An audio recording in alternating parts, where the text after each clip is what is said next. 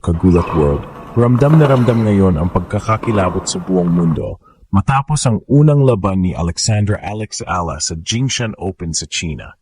Hindi lang basta panalo, kundi isang matinding pahayag sa international tennis scene. Pinatunayan ng 19 anyos Pinay tennis prodigy na karapat-dapat siyang maging number 1 seed nang gibayin niya ang Belarusian na si Alyona Falay sa loob lang ng dalawang set, 6-4, 6-2. Kung isipin, hindi madali ang sitwasyon ni Alex.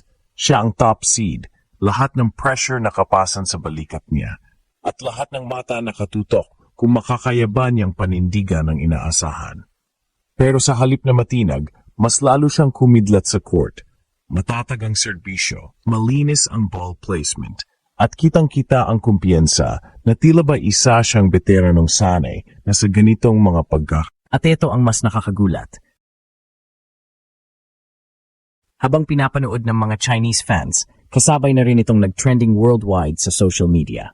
May mga foreign tennis pages na agad nag-post ng highlights ng laban at muling binansagan si Alex bilang isa sa pinaka-promising na rising stars ng women's tennis. Kung ganito ang simula, Kagulat World, paano pa kaya sa mga susunod na rounds? Handang-handa na ba tayong saksihan ng isang bagong Filipina global icon na unti-unting gumagawa ng kasaysayan?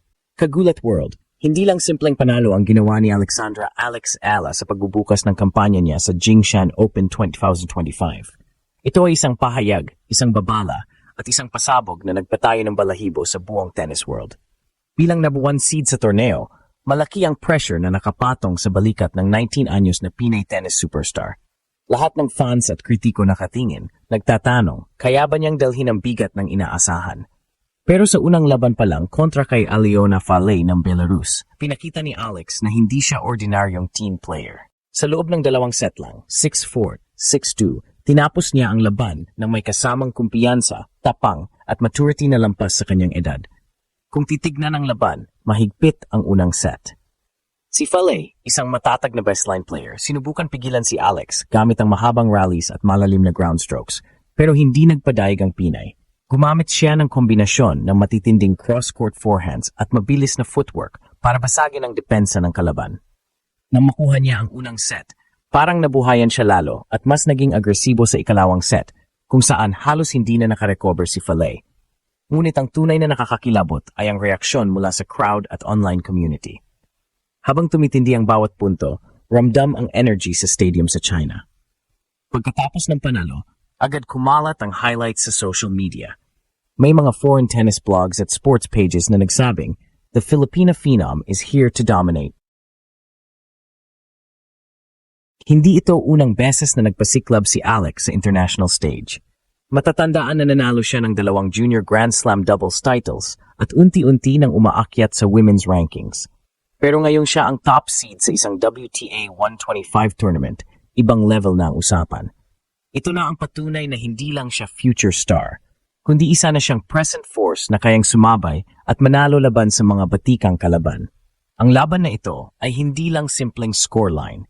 Ito'y simbolo ng kanyang pagiging handa para sa mas malalaking entablado. At para sa mga Pinoy fans, isa itong inspirasyon na may isang kabataang Pilipina na kaya talagang makipagsabayan sa global stage at magdala ng bandila ng Pilipinas sa tennis world. Kagulat World, kung ganito ka-explosive ang unang laban ni Alex, paano pa sa mga susunod? Mas handa ba tayong masaksihan ang isang Filipina legend in the making? Kung sa part 1, nakita natin kung paano nagpasabog si Alexandra Ala sa court, sa part 2 naman ay tatalakayin natin ang mas malalim na kwento sa likod ng kanyang panalo, ang conflict ng pressure at expectations, at kung paano ito nagiging gasolina para lalo siyang umangat. Sa bawat hakbang ni Alex sa international tennis, dala niya ang bigat ng bansang Pilipinas. Hindi tulad ng ibang tennis prodigies na may established tennis systems sa kanilang bansa. Si Alex ay galing sa isang lugar kung saan basketball ang hari at kung saan kakaunti lang ang world-class tennis facilities. Kaya bawat panalo niya ay hindi lang para sa sarili, kundi para sa lahat ng batang Pinoy na nangangarap na maabot ang imposible. Ngunit, Kagulat World, hindi natin pwedeng balewalayin ang matinding pressure na dala ng pagiging number 1 seed. Ibig sabihin, siya ang target ng lahat. Bawat kalaban, motivated na talunin siya dahil sa kanyang ranking at reputasyon. Bawat pagkatalo, magiging malaking headline At bawat pagkapanalo, siguradong makukuha ng global spotlight. Dito pumapasok ang tunay na character ni Alex. Sa murang edad, natuto na siyang humarap sa media scrutiny, sa expectation ng mga fans, at sa hype na dala ng kanyang mga achievements.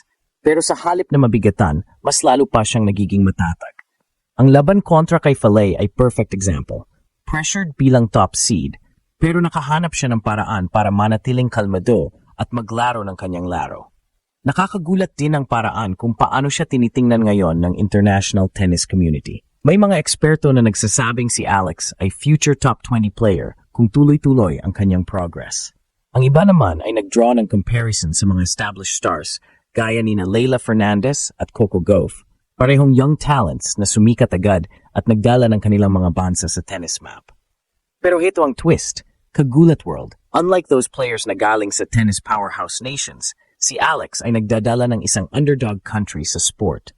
Ito ang mas nagpapakilabot sa buong mundo. Hindi lang siya kumakatawan sa sarili niyang pangarap, kundi sa pangarap ng buong sambayanang Pilipino na makitang may Pinoy na magiging household name sa tennis. At dahil dito, bawat laban niya ay may halong kaba at excitement.